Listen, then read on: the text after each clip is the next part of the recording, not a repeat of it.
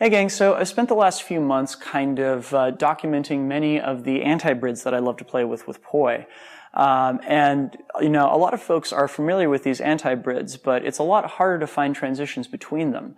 Many of the different theories out there for how we do poi transitions, such as like Vulcan Tech Gospel and the like, don't actually have an easy way to find transitions between different antibrids, mainly because a lot of these antibrids, it's really unclear what timing and direction they're operating in, if indeed they're operating in any kind of timing and direction at all. So today we're going to break down a little bit of my thinking on how to do transitions between different antibrids, and hopefully it'll help you guys figure out some transitions for yourselves.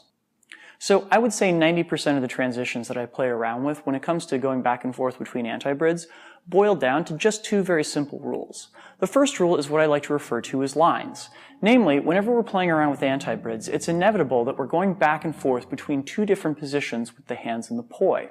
Now, clearly because it's antibrids, we're always going to have one poi head that's even with the opposite hand, right? But we've got two options of what that other poi head could be doing. Either it could be even with the other hand, in which case we have an arrangement that looks something like an isolation, where the two poi heads and the two hands are even, or it's pointed all the way away from that opposite poi head, so we create one long line with the two poi.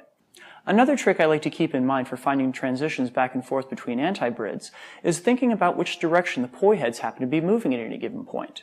Personally, I believe that transitions look a lot cleaner, as well as a lot better, when the direction of the poi heads is preserved. For example, if we're playing around with static spin versus triquetra, at the very, very top of the pattern, you can see that same long line that I mentioned before, where we have both of the poi heads pointed up towards the ceiling.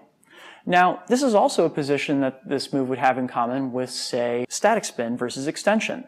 The problem is that in static spin versus extension, the two poi heads would be going the same direction at this point. But we do have another option. Instead, we could go to isolation versus cat-eye, in which case the two poi heads are moving in opposite directions once again.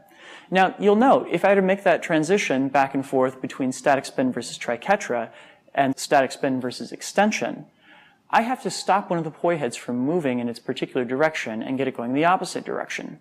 I think it looks much, much cleaner to have the two poi heads moving in opposite directions going back and forth between static spin versus triquetra and isolation versus cat-eye. There's also an additional trick that I use for getting back and forth between cap versus pendulum and a number of other different patterns, and that's introducing a linear isolation into the pattern. For example, as I'm going back and forth in this cap, look at that bottom pedal down near my feet.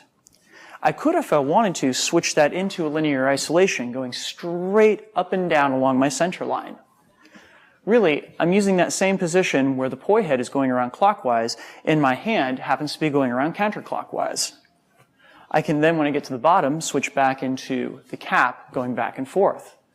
Now with this in mind, I can have the pendulum poi following it along, either doing a pendulum against that linear isolation or doing a static spin against that linear isolation. Which one I want to use depends completely on the trick that I want to get to after it. For example, I could go to cat-eye versus isolated pendulum if I wanted to use the pendulum part of it. Or I could go into static versus triquetra if I wanted to use the static spin part of it. Another option you have available to you is to turn that linear isolation into a point isolation. This involves taking the poi head up and then bringing your hand rapidly over the top of it, like so. It's one of the more challenging ways to get in and out of these tricks, but the effect is really kind of cool. Say, for example, if I wanted to go back and forth like this, and I have that up and over part being a static spin versus point isolation. I could also take it as a pendulum versus point isolation, or add something completely different in if I so chose.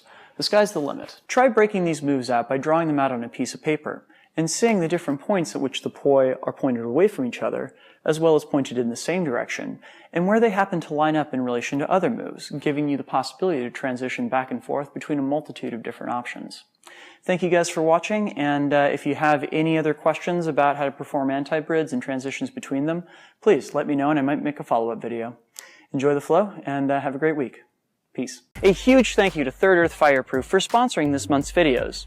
Based in the heart of Brooklyn and made in America, Third Earth is an innovative clothing line that features fire retardant, all natural fabrics, and high quality craftsmanship, all with the fire performer in mind.